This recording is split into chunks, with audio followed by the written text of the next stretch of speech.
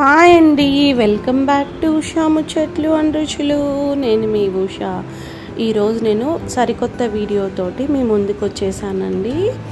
అదేంటంటే గుత్తి కాకరకాయ కారం అండి. ఇలా చేస్తే కాకరకాయ ఇష్టపడని వాళ్ళు కూడా ఇష్టంతో మొత్తం అన్నమంతా ఈ కర్రీతోటి తినేస్తారు. సో ప్రాసెస్లోకి వెళ్ళిపోదాం. ఈ ప్రాసెస్లో చేయటం వల్ల కాకరకాయ చేదు అనేది మొత్తం పోయి మనము ఇష్టంతో తినేలాగా అవుతుంది.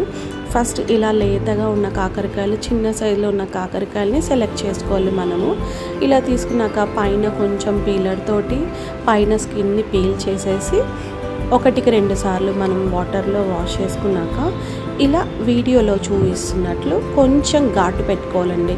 ఇలా ఘాటు పెట్టుకోవటం వల్ల వీటిని బాయిల్ చేసినప్పుడు మనము వీటి చేదు అంతా పోతుంది. సో ఇలా మనం తీసుకున్న కాకరకాయలన్నింటికి ఇలా ఘాటు పెట్టుకొని మరొకసారి వాష్ చేసుకోవాలి. వీటిని బాయిల్ చేసుకోవాలి. బాయిల్ చేసుకోవడానికి మనము కావలసినంత వాటర్ తీసుకొని దానిలో కొంచెం పసుపు, అలాగే మనం ఘాటు పెట్టుకున్న కాకరకాయలని కూడా వేసుకోవాలి. అలాగే వీటి చేదు పోవాలి కదా, వీటి చేదు పోవటానికి కొంచెం రాళ్ళ ఉప్పు వేసుకోవాలి.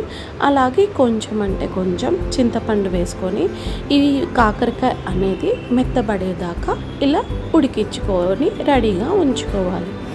కొంచెం సేపు ఇలా ఉడికించాము అంటే మనకి కాకరకాయ అనేది మెత్తపడుతుంది, వాటిలోని చేదు అంతా కూడా పోతుంది. ఇవి చల్లారే లోపల మనము ఒక కారంని ప్రిపేర్ చేసుకోవాలి. ముందుగా మిక్సీ జార్ తీసుకొని ఇలా కొబ్బరిని తురుముకోవాలి. అలాగే మన కారానికి తగ్గట్టు ఉప్పు, కారం, జీలకర్ర, కొన్ని ఎల్లిపాయ రెబ్బలు వేసేసి ఇలా మిక్సీ పెట్టుకొని రెడీగా ఉంచుకోవాలి. ఆ లోపు ఇలా కాకరకాయలు మొత్తం చల్లారబడి ఉంటాయి. కొంచెం వాటర్నంతా స్క్వీజ్ చేసేసి మనం ఘాటు పెట్టాం కదా ఫస్ట్ ఉడికిచ్చేటప్పుడే, ఆ ఘాటును కొంచెం ఇలా ఓపెన్ చేసామంటే కాకరకాయ అనేది ఓపెన్ అవుతుంది. మనం మిక్సీ పట్టిన కారంని ఇలా మొత్తం లోపలంతా ఫిల్ చేసుకోవాలి.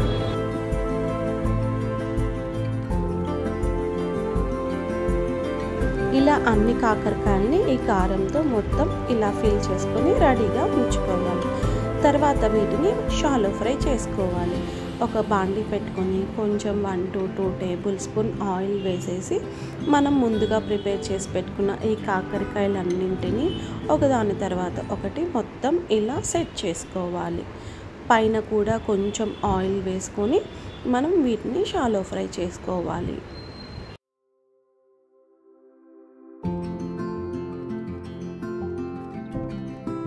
కొంచెం సేపు అయ్యాక వాటిని ఇలా సైడ్స్కి అంతా మళ్ళీ అటువైపు ఇటువైపు తిప్పుతూ కూడా కాకరకాయ మొత్తంని షాలో ఫ్రై చేసుకోవాలి.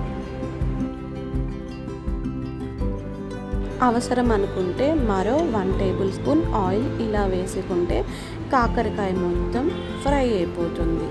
ఇలా షాలో ఫ్రై చేసుకోవటం వల్ల మన కాకరకాయ అనేది చాలా టేస్ట్ వస్తుందండి. సో ఇలా చేదు లేకుండా అలాగే కమ్మటి రుచితోటి కాకరకాయ గుత్తి వంకాయ కారం రెడీ అవుతుంది. ఇంకా సర్వ్ చేసుకోవడమే. నచ్చిందనే అనుకుంటాను. Thank you for watching. Next వీడియోలో మరిన్ని ముచ్చట్లతో రుచులతో మీ ముందుకు వచ్చేస్తుంది మీ ఉషా.